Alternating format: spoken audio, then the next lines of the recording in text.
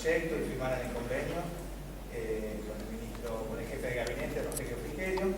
Bueno, y este es un proyecto que lo financia el Banco Interamericano de Desarrollo y es para poder planificar.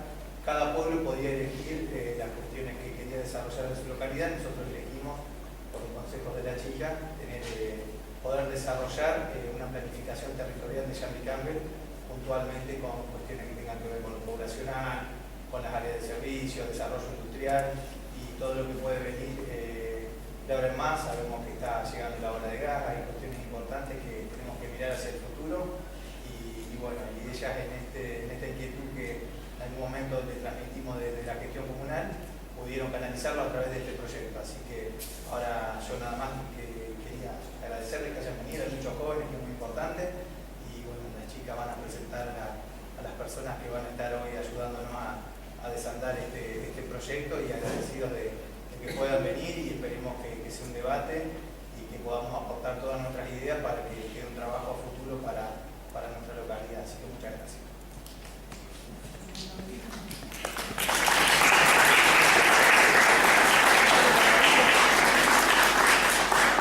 Como dijo Adrián, este proyecto nace de una vinculación con la Secretaría de Asuntos Municipales a través de la línea PREN, dentro de lo que se planteó como plan de trabajo para poder hacer el desarrollo del estudio. Se plantea este taller participativo, que la idea es que todos puedan poner en común las inquietudes que tengan con respecto al área urbana y al área rural que componen el distrito de Jambi. Y bueno, para llevar adelante el taller convocamos a la arquitecta Eliana Miniaki, que es una persona que es especialista en planificación y en ordenamiento urbano. Entonces nos va a guiar a lo largo de todo el taller. Tiene 30 años en la profesión, así que como que nos puede transmitir su experiencia, sobre todo en lo que está en el taller. Y también nos acompaña Mercedes, que es con la persona que estamos trabajando en el proyecto, que viene de Buenos Aires, que está presente. Bueno, buenas tardes a todos. Yo prefiero decir que hacen más que 30 años, que tengan 30 años, por lo menos me genera una ilusión. Bueno, buenas tardes a todos. Mi agradecimiento al municipio de Jambi Campbell, al intendente, al equipo técnico, a Mercedes, que lo he invitado a sumarme en este proceso. Mi nombre, como está ahí, es Eliana Miniaki. Es así, me he especializado en planificación urbana y planificación regional, en ordenamiento territorial y urbanismo. Y yo siempre digo que más allá de todo lo que nos ha sucedido como país, de los altibajos que tenemos en nuestra historia, yo sigo apostando a que desde el Estado, en el nivel que sea, local, provincial, nacional, si hay voluntad política, se pueden cambiar muchas cosas. Es decir, yo sigo apostando a que eso es posible con una condición, que participe la mayor cantidad de gente posible. Es decir, esto no se trata de un proceso de gente iluminada, que sabe mucho. Yo probablemente lo que pueda hacer hoy es transmitirles algo de experiencia, algunas inquietudes que se me han ido planteando en mi camino profesional. No sé si puedo enseñar algo, probablemente no. Lo que a mí más me interesa es poder compartir con gente como yo, ciudadana, que quiere que el lugar donde vive esté bien, la gente viva bien, haya desarrollo y pueda ir solucionando dentro de las condiciones difíciles que tiene hoy el mundo lo que está al alcance de sus manos, en el sentido de lo que cada uno puede aportar como ciudadano. Desde ese punto de vista digo, no hay recetas, no hay un manual, uno compra un manual que diga cómo lograr el mejor desarrollo urbano regional posible. Siga la receta y al cabo de un año lo tiene. No es como una receta de cocina, que en general si uno sigue lo que dice le sale bien. Esto no es así.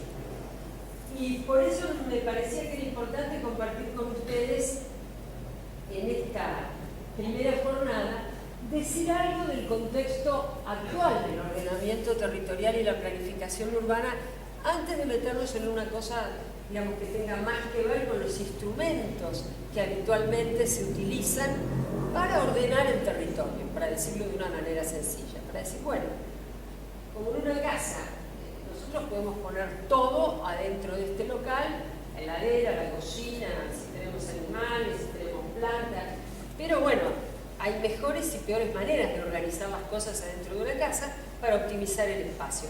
En una ciudad es igual. Uno mira a lo largo de la historia en algunas ciudades y se hace preguntas, ¿por qué el hospital o tal edificio está acá y no está en otro lado?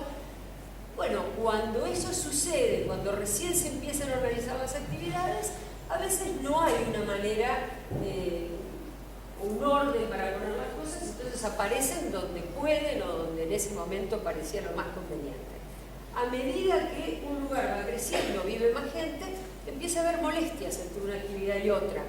Entonces, es bueno ordenarlo. Digo, hago la analogía de una casa porque, bueno, a veces uno no puede tener todo adentro de un único cuarto, de un único ambiente.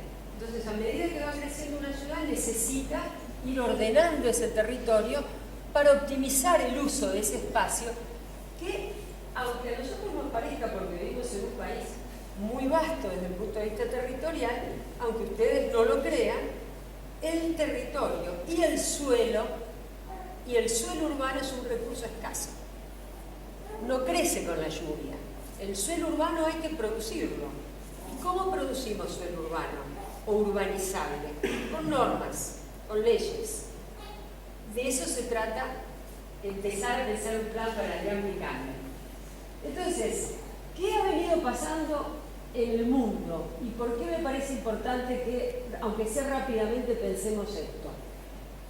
Luego de la crisis del petróleo, a mediados de los 70, se plantea un primer alerta para el mundo, y es que no va a seguir, el ritmo de la producción no va a poder seguir siendo como era hasta ese momento. O sea, imagínense ustedes las grandes fábricas de automóviles, de electrodomésticos, en una cadena sin fin, pensando en una sociedad de consumo infinita. Más producción, más consumo. Bueno, pero uno de los factores que permitía ese modelo productivo tenía que ver con el petróleo. En el momento que el petróleo empieza a ser visto por buena parte de los países que lo demandaban como un recurso que se agota, que hay que importarlo o que producirlo cuesta caro, se empiezan a replantear todos los sistemas productivos y también se empieza a replantear el papel del Estado en materia de modelos de desarrollo para los países. Entonces, lo que hasta mediados de los 70 fue el motor del desarrollo de buena parte de las economías del mundo, la industria, deja de serlo. Eso tuvo un impacto en el territorio enorme. Seguramente los que hayan viajado o conozcan otras realidades saben que había ciudades donde buena parte de su territorio estaba ocupado por grandes industrias, metalmecánicas, de automóviles, de fábricas, de herramientas.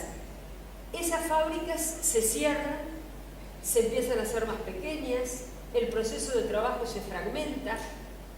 Una parte de un producto puede suceder que se fabrica en una ciudad, otra en otra ciudad o en otro lugar del mundo.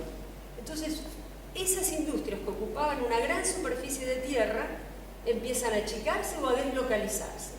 Y ahí empieza a haber problemas de desarrollo. Esas ciudades que fueron prósperas mientras tenían las fábricas localizadas allí, empiezan a perder empleo, empiezan a perder una serie de ventajas que generaba una sociedad de consumo. Entonces digo, esto no es un tema menor. Aunque ustedes vivan en una comuna pequeña, hoy, nos guste o no les guste, lo que pasa en el mundo afecta al país, a la región, a una provincia y a una comuna pequeña como Yamita.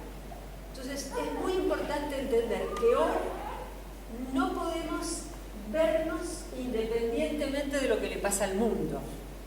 Y fíjense ustedes que hay una crisis en una bolsa económica en Tokio, en Nueva York o en Londres, y eso repercute en una economía nacional.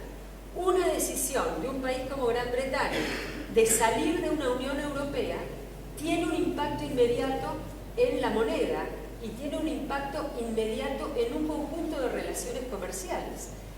Ustedes habrán oído hablar de la globalización. El mundo está globalizado. Precisamente esa globalización nos hace de alguna forma interdependientes y solidarios en lo bueno y en lo malo de esa globalización. Entonces, un primer punto es entender que ha habido un impacto territorial de la reestructuración económica mundial y que ciertamente América Latina no ha escapado a ese proceso. Otra cosa que ha sido importante desde mediados de los 70 hasta ahora es que no todos los territorios se han podido acomodar a la economía globalizada. Y han sido las grandes ciudades, en particular las grandes metrópolis, las que han estado más preparadas para esta etapa de la internacionalización o de la mundialización de la economía. ¿Por qué? Porque las grandes ciudades concentran en mano de obra calificada, servicios, sedes gubernamentales, equipamientos con mayor grado de sofisticación en términos de prestación.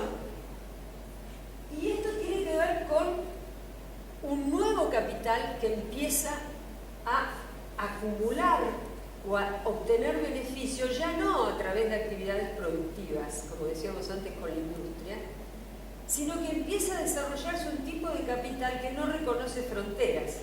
Es el capital financiero. Los que tienen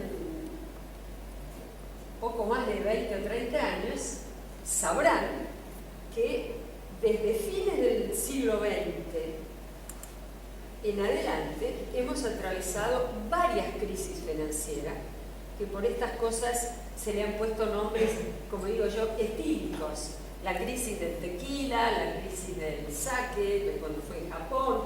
Sí, ha habido distintas crisis que han tenido un impacto sobre los estados nacionales, sobre la soberanía de esos estados, porque ese capital financiero, gracias a otra cuestión fundamental que tiene que ver con redes y flujos que se dan gracias al desarrollo de las tecnologías de la información, operan en un espacio que no es territorial. Hoy, un grupo de especialistas de la Bolsa de Nueva York decide comprar o vender acciones, apretó un botón en su computadora, vendió y hace desbarrancar un mercado que no está en su lugar, está en otro lugar. Entonces, ese impacto que han tenido las tecnologías de la comunicación, que son maravillosos para que hoy podamos comunicarnos, para que encontremos información buscando en Google o en cualquier buscador, pero al mismo tiempo tiene un costado terrible, y es que un conjunto de agentes toman decisiones sin que el Estado pueda controlarlo en el marco de una frontera nacional. Y esas decisiones que se toman fuera de los territorios nacionales nos impactan. Por eso vuelvo a decir que, aunque Yankee Campbell sea una comuna pequeña, no está exenta de tener impactos negativos producto de decisiones supranacionales, regionales, y vamos a otro caso que tenemos cerca. Lo que le pasa a Brasil no es algo que lo podemos mirar como le pasa a los brasileños. Nos pasa también a nosotros, porque aunque no hayamos constituido una unidad económica como la Unión Europea, nuestro débil Mercosur es una intención de trabajar en bloque, en equipo, frente a ese capital global que, insisto, tiene una ventaja sobre nosotros, que todavía encuentra muchos resquicios en el mundo para operar sin que los estados nacionales puedan controlarlos. Es decir, trabajan en un espacio virtual, a través de las redes. No es como nosotros cuando andamos por la calle y pasamos un semáforo en rojo, bueno, es una infracción que hay alguien, si está el policía de tránsito o quien sea, lo controla. Lo que hace el capital global y el capital financiero en este momento prácticamente no lo puede controlar casi ningún país del mundo, porque no tiene todavía herramientas fiscales, jurídicas o administrativas para operar. Y por eso, en buena medida, tenemos las crisis que tenemos. Porque aún los países más poderosos no pueden tener todo bajo control. Así que digo, esto es un tema fundamental. Y la otra cuestión que parece algo muy teórico, que es pasar de una estructura jerárquica del territorio a una organización flexible. ¿Qué quiere decir esto? Mientras el estado de bienestar, o en aquellos países que lograron construir un estado de bienestar, es decir, que tenía política social para la inclusión social, tenía una política de salud, de educación, de vivienda, de acceso a los servicios, podía de alguna manera ir acompañando el crecimiento y el desarrollo de la sociedad, estábamos relativamente bien, aunque América Latina siempre estuvo un poco rezagada respecto de los países que denominamos del primer mundo. Es decir, aquí hemos tenido procesos incompletos de constitución de los estados de bienestar. Hemos tenido buenos periodos, luego hemos tenido crisis económicas, crisis políticas y hemos tenido ciclos expansivos y recesivos de la economía que han afectado esa estructura del Estado para que brinde servicios a la sociedad. Pero entonces, hasta mediados de los 70, 80, si le iba bien al país, le iba bien a casi todas las ciudades del país. Y de alguna manera la estructura de un gobierno nacional tenía políticas compensatorias, mientras ese estado de bienestar funcionaba, para ayudar a las regiones más rezagadas o que tenían problemas de desarrollo, ya sea porque no tenían recursos propios, naturales, paisajísticos, turísticos. Es decir, que había de alguna manera una compensación entre territorios que tenían mayor potencialidad para el desarrollo y aquellos que no lo tenían. ¿Qué pasa a partir de esta economía mundializada? Y con el crecimiento y auge y protagonismo de las grandes ciudades y regiones metropolitanas. En buena medida, en el mundo se ha llegado a esta conclusión, que esos territorios que no están en condiciones de ser atractivos para el capital global quedan desenganchados, abandonados a su suerte. Es decir, que si el Estado no puede o no quiere tener una política que ayude a esas ciudades o comunas, como en este caso más pequeña, está abandonada a su suerte. Y es el capital global el que dispone de todas las herramientas para saber en qué lugar del mundo puede hacer la inversión más ventajosa en el menor tiempo posible. ¿Por qué? Porque cuenta con satélites que mientras nosotros dormimos están sacando fotos todo el tiempo. Saben dónde hay recursos naturales, saben dónde hay agua, saben dónde hay minería, bosques, etc. Alimentos. Mientras nosotros estamos discutiendo cómo hacer un plan estratégico. Entonces este punto es muy importante que lo sepamos. Porque todo esto que a nosotros nos lleva enorme trabajo y requiere de recursos públicos para poder ponerse en marcha, lo tenemos que saber utilizar muy bien. Tenemos que tratar de no quedarnos en discusiones pequeñas, porque en esas discusiones pequeñas gana el gran capital concentrado, que seguramente no está aquí, tampoco está probablemente en la capital de la provincia. Una parte de ese capital global tiene sede en Buenos Aires, pequeñito, pero lo tienen otras grandes ciudades de América Latina, lo tiene en San Pablo, lo tiene en México, parte lo tiene en Santiago de Chile. Son grandes corporaciones globales que deciden comprar y vender empresas, tierra, lo que necesiten, mientras nosotros estamos pensando cómo mejorar nuestro territorio. Entonces digo, esto no los quiero aburrir, pero me interesa que después, cuando hablemos a una ronda de diálogo, charlemos esto y busquemos ejemplos como para bajar a tierra esto que parece como la estratosfera. Pero esto es lo que está pasando en el mundo. Entonces, estas transformaciones han traído cambios en la base económica, en las funciones, en la forma de las ciudades. Insisto, de pronto uno llega a una gran ciudad, pongamos Rosario, pongamos Santa Fe, y ve áreas que cambiaron en los últimos 20 años de una manera extraordinaria.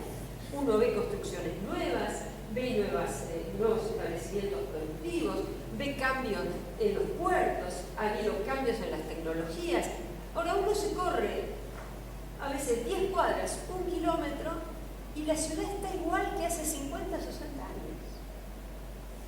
El camino que hice para venir de Santa Fe aquí, en la ruta, me pone en evidencia que esto sigue siendo así. Hay enormes lugares de la Argentina donde todo está como hace 50 o 100 años. La gente vive en condiciones de precariedad increíbles por el siglo XXI. No hay ningún tipo de mejora, aunque sea desde el punto de vista del espacio público. Veo montañas de basura porque sigue habiendo basurales a cielo abierto y estamos en el siglo XXI. Entonces, estos cambios los tenemos que discutir entre todos. Es decir, ¿cómo hacemos para que nuestras ciudades se adapten a esta nueva economía? ¿Con qué? Primero, con el capital humano que tenemos, con nosotros, no a costa nuestra. Segundo, ¿cómo optimizamos ese capital social, ese tejido productivo que existe en localidades como esta? ¿Y qué cosa más tenemos que hacer sabiendo que hoy una de las grandes cosas que importan es la innovación, la producción de información, la producción de conocimiento para tomar decisiones estratégicas? Entonces, no nos podemos quedar en el pasado, no podemos tirar por la borda todo lo que construimos durante décadas, pero también tenemos que tener parte de nuestra mirada un poquito más allá, pensando en las generaciones que nos siguen, y ver cómo podemos utilizar positivamente todo lo que nos ha dado el desarrollo de tecnologías de información, que nos permite acceder a conocimientos que antes nos costaba mucho más acceder, había que vivir cerca de una biblioteca, de una universidad. Hoy, si tengo posibilidad de acceso a una red, no necesito vivir al lado de una biblioteca. Puedo obtener datos importantes para la tarea que estoy haciendo. Entonces, tenemos ventajas, pero también tenemos enormes desventajas respecto del grado de concentración que ha adquirido el capital mundial. No solamente el capital financiero, también hay otro capital que es muy perverso, y es el capital inmobiliario. El capital inmobiliario son las grandes empresas de bienes raíces globales que operan en el mundo, se ponen de acuerdo y deciden comprar, podrían comprar una provincia entera si se ponen de acuerdo. Entonces, todos esos grupos están en la Argentina. Lo que pasa es que tienen un territorio más acotado de negocios, pero en mi caso, que vivo en Buenos Aires y trabajo como investigadora todas las dinámicas territoriales de la región metropolitana de Buenos Aires, les puedo decir algunos nombres de esas empresas internacionales. Son grandes cadenas que operan en las grandes metrópolis. Algunos habrán oído hablar: Cushman & Wakefield, Ernst & Young, Bovis & Lell. Son todas empresas que están en la Argentina, están en México, están en Santiago, están en Brasil. Y cuando uno pasa delante de un edificio, bueno, yo no puedo evitar mi origen de arquitecta, miro el cartel de obra como de un gran edificio y veo el sello de esa empresa.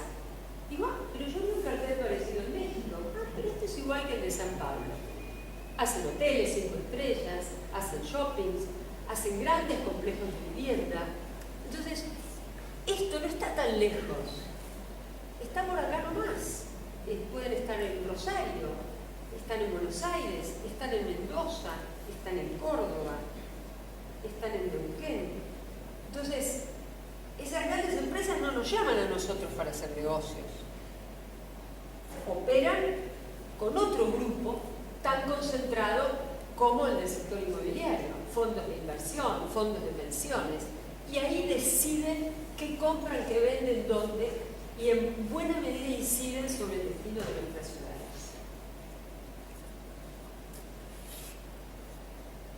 Todo este cambio cambio operado por las tecnologías de información y los cambios también en las tecnologías productivas hace que las pautas de localización y organización espacial de las actividades haya cambiado.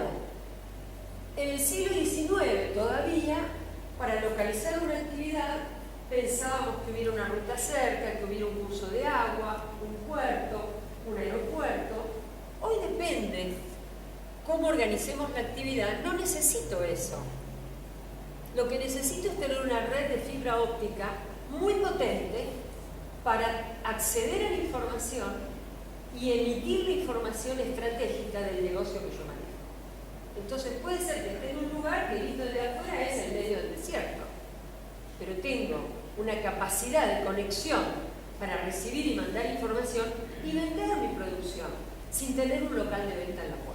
La vendo por internet.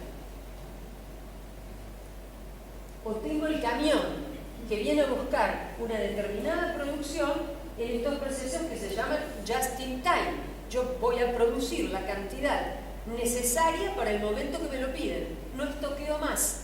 Entonces desaparecen las áreas de stock. Y lo que empiezan a aparecer son áreas de logística, de consolidación y desconsolidación de carga.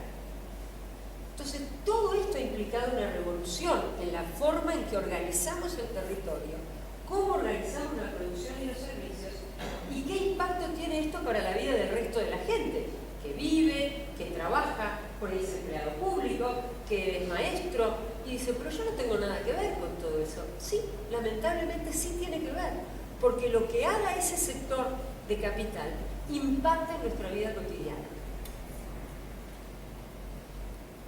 La otra gran cuestión es que mientras empieza a haber un declive y un desmantelamiento de áreas industriales, avanzan los servicios. Y esto claramente se ve en las grandes ciudades.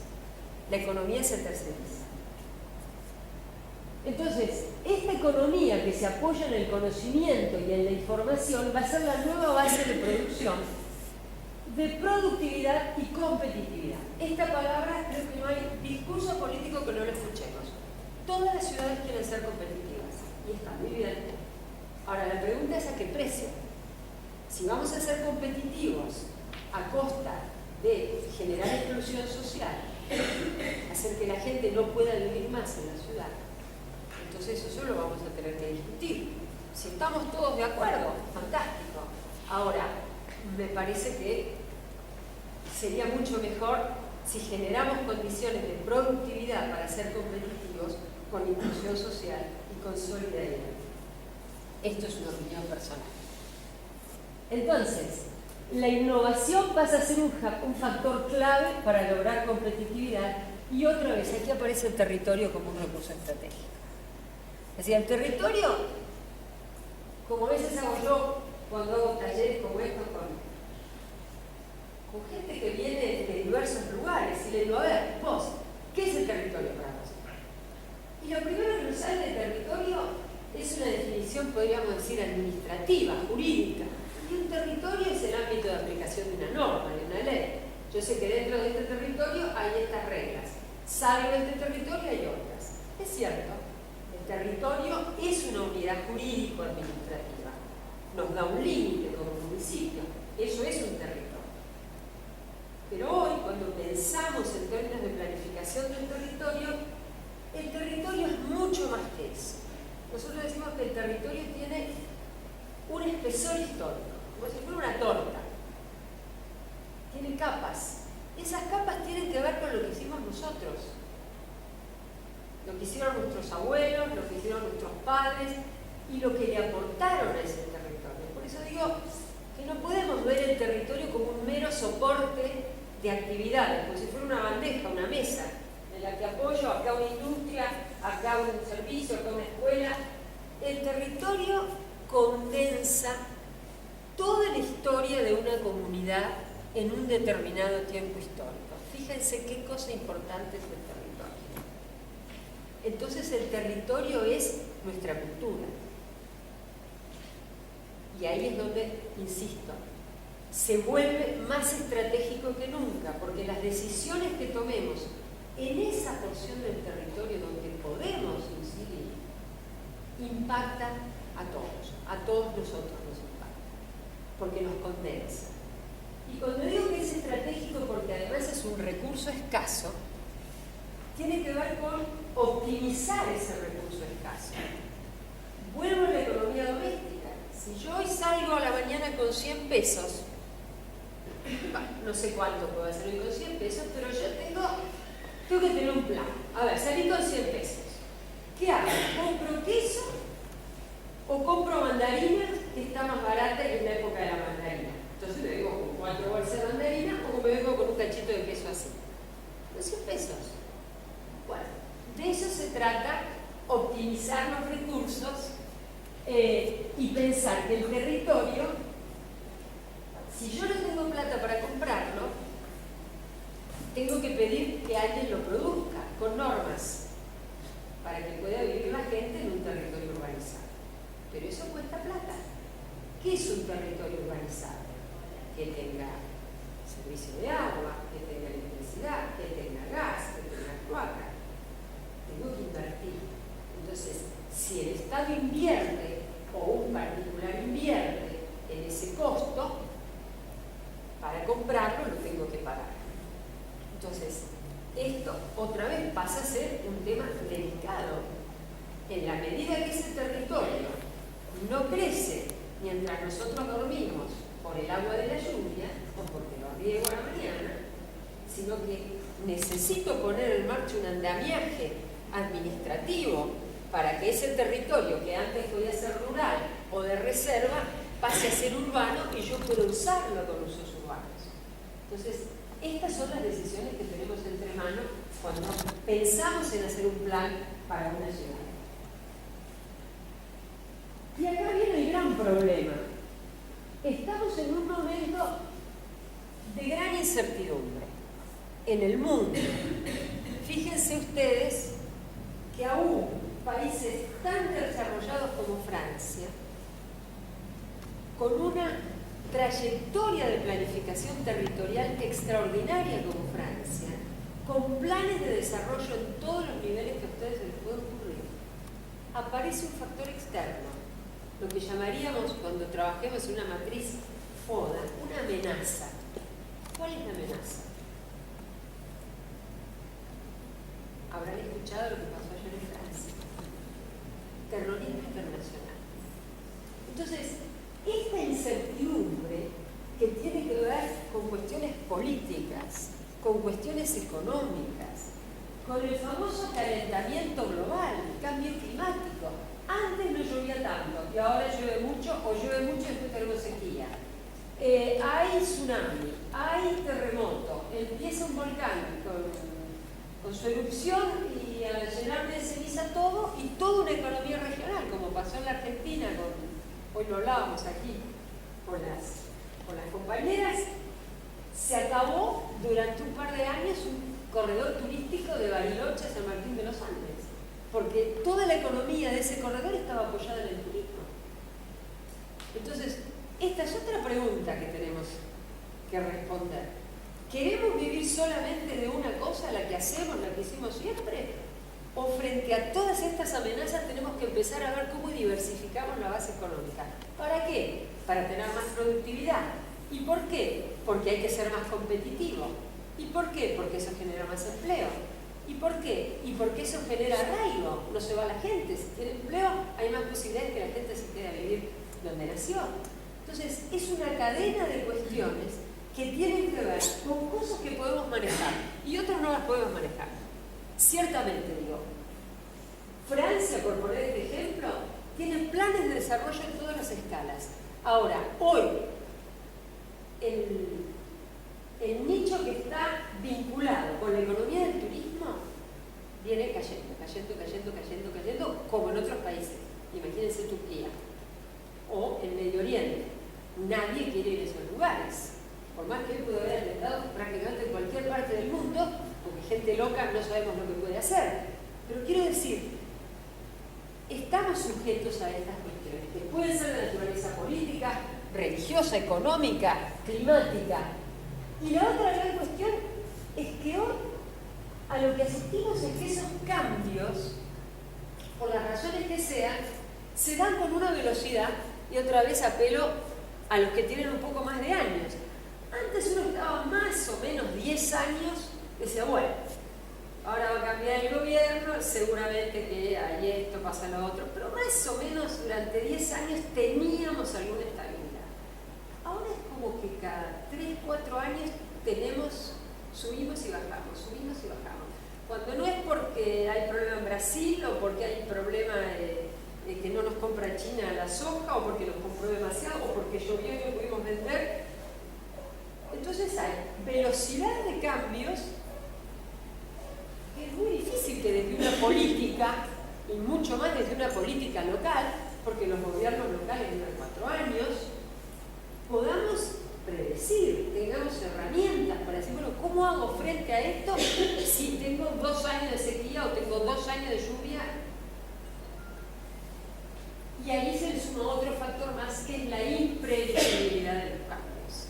Entonces, incertidumbre, velocidad e impredecibilidad de los cambios. Si alguno de ustedes se quiere ir de acá ahora, porque dice, bueno, basta, ya me voy, pero yo les voy a decir, ciertamente es un escenario bastante negro, pero es lo que tenemos. O sea, no es que nos pasa acá, esto es lo que le pasa ahí al mundo. Entonces la primera pregunta es decir, ¿y se puede planificar algo en estas condiciones? Sí, pero es más difícil. Es más difícil. Quiere decir que si antes teníamos un plan A y un plan B, por si nos fallaba el plan A, ahora tenemos que tener plan A, plan B y plan C. Y si nos da el B, porque puede pasar, todo eso puede pasar, por cuestiones climáticas, por cuestiones económicas, por cuestiones políticas, puede pasar. Entonces, vuelvo al tema del territorio. El territorio ya no lo podemos ver entonces como una foto. Acá tengo el plan. Ojalá Jan B. Campbell fuera lo que yo tengo acá en el plan. Un cuadrado perfecto, parcelado, con 2 diagonales y una plaza en el medio. Esto es una representación de la realidad. Y está dibujada, pero la realidad no es el plan. Acá vive gente, la gente se desplaza, va de un lugar al otro, está acá y quisiera estar acá, tiene una unidad productiva acá y la quisiera tener allá y no puede, quisiera expandirse pero no sabe cómo hacerlo porque no hay ruta, no hay gas, no hay esto. Entonces, esa idea de territorio congelado, como si fuera una foto, la usamos para hacer diagnósticos preliminares, es decir, para acercarnos de alguna manera a algunos datos de esta realidad. Pero el territorio es dinámico, está todo el tiempo cambiando, porque nosotros desarrollamos actividades en el territorio. Entonces esto, en la teoría, es ver el territorio no como una zona fija, sino como una red, como una telaraña. Ese territorio está interconectado con otras ciudades, está conectado con la capital de la provincia, está vinculado con ciudades de otras provincias, por cuestiones comerciales, por cuestiones funcionales, porque no tenemos aquí una universidad y está enfrente o está a 100 kilómetros. Entonces, la idea de un territorio en red es más compleja de entender que un territorio cuadradito y quieto, pero es lo que nos permite entender todas estas dinámicas, las económicas, las comerciales, las ambientales, las sociales, etc. Entonces, esto nos ayuda a trabajar nuestro lugar, nuestro territorio conectado, tanto físicamente con otros territorios, como también en el plano virtual. Porque, insisto, Jan B. Campbell, gracias a que hay internet, está conectado con otros territorios. En este momento podemos conectarnos con el lugar del mundo, si las redes andan, casi nos podemos conectar con cualquier lugar del mundo. Entonces hay un doble territorio, el físico y el virtual, pero que opera y genera ventajas y desventajas. Y acá aparece ese medio técnico, científico, informacional, del cual un geógrafo brasileño nos hablaba ya en los 90, y decía, tenemos que reconocer el desarrollo tecnológico, científico y las tecnologías de la comunicación nos hacen hoy mover en un territorio mucho más dinámico del que se movía la gente en el medioevo, donde las cosas tenían que pasar siglos para que cambiaran, y también porque las tecnologías disponibles para construir, para movilizarse, no existía el automóvil, no existía el tren, no existía la máquina a vapor, todo era más lento. Hoy todo es muy rápido y por eso tenemos que tener instrumentos para que dentro de lo que es previsible o lo que podemos más o menos imaginar como previsible, tengamos con qué operar. Entonces, en ese territorio red hay nodos o centros de comando especializados. Esto que decía yo, que ya nosotros no podemos ver el mundo sin estar considerando al mismo tiempo que hay un capital concentrado que opera globalmente y que elige en qué lugares del planeta baja y concreta a través de inversiones fijas, edificios, infraestructuras, negocios. Esos grandes nodos son hoy las grandes ciudades del mundo, algunas más que otras, desde donde se comanda la economía mundial. Nosotros estamos muy lejos de esos territorios, pero no por eso dejamos de tener valor estratégico. Entonces, de lo que se trata es saber que esto sucede, que hay ciudades que condensan capital, innovación, información, tecnología, pero que necesitan de otros territorios y necesitan de gente que tiene capacidades, oficios todavía necesarios, aún para la economía más desarrollada. Y este es el punto donde me parece interesante articular ese modelo que podría haber sido funcional hasta mediados de los 80, de la industria más tradicional, de la industria manufacturera o de las actividades menos tecnificadas, con aquellas que han adquirido por innovación tecnológica procesos productivos más innovadores, y me parece que ahí tenemos un desafío importante de ver con qué capacidad nos enfrentamos entonces a este desafío de desarrollo en la época o en el siglo de las redes y de la innovación. Por eso el territorio necesita ser analizado procesualmente, no como algo estático, sino como algo que va cambiando permanentemente desde la lógica de distintos procesos, agentes y actores. Otra vez, para los que nos dedicamos a la planificación urbana, antes, para tomar decisiones, dónde localizar tal o cual actividad, dónde localizar un conjunto habitacional, la distancia era un factor importante. Hoy depende del tipo de actividad, como les decía antes, la distancia no es tan importante. La distancia medida en metros, en kilómetros, sino la distancia en tiempo para acceder a la información. Entonces esto cambia notablemente los atributos de un territorio. Entonces puede ser que yo esté lejos de muchas cosas, pero para desarrollar determinado tipo de actividades, como les decía antes, lo que tengo que tener es mano de obra o capital humano muy calificado y tecnología. Y muy buenas redes para acceder a la información o hacer salir información del lugar donde yo la puedo producir. Por eso decía que hoy es más difícil pensar la planificación del territorio. Entonces, si antes nosotros mirábamos la República Argentina, yo tenía que dibujar un mapa y decir, bueno, ¿cómo organizo el territorio de acuerdo a la jerarquía o el peso de las ciudades? Un factor de jerarquía era la población. Entonces decíamos, la ciudad más grande, Buenos Aires, después vendrá Rosario, Córdoba. Entonces aparecía esa jerarquía traccionada por las ciudades más grandes en términos de población, en términos de servicios, de funciones Cuantas más actividades tuviera, más importante era esa ciudad.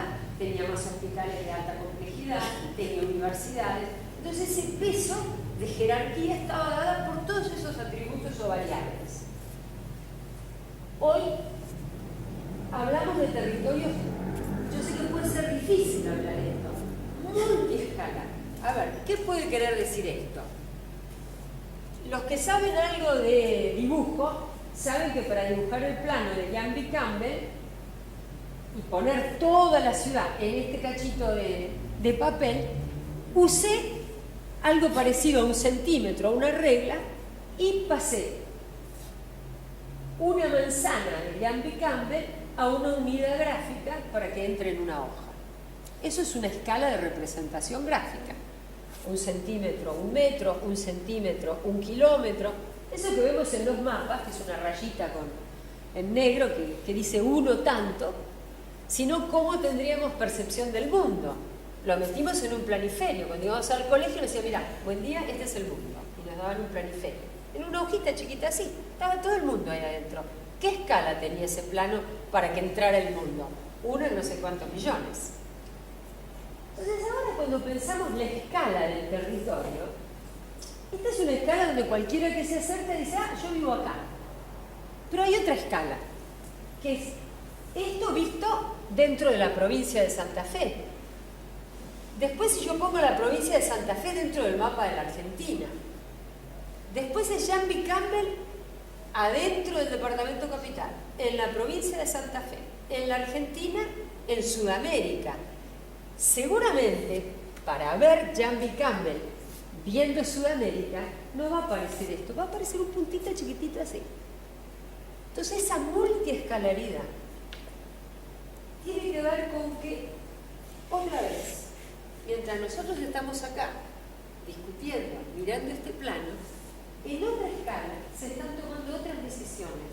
En la nación se están tomando decisiones en materia de política energética, en materia de política económica, de desarrollo territorial.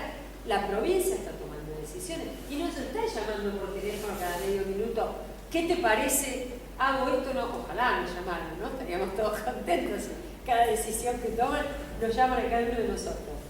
Entonces, esa multiescalaridad vuelve a lo que decía al principio.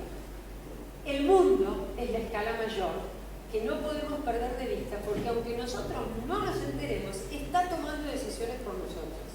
Entonces, aún en Jambi Campbell, tenemos que ver nuestro territorio, multiescalarmente, sabiendo que hay un montón de otros niveles dentro del Estado argentino, pero también fuera de él que toma decisiones. Y eso nos lleva a que tenemos que adaptar todos los instrumentos que pensemos, en este caso, cómo hacer un plan estratégico para la ciudad, con qué tipo de instrumentos vamos a intervenir. Urbanísticos, fiscales, económicos, financieros, de desarrollo. Tenemos que repensar todos esos instrumentos.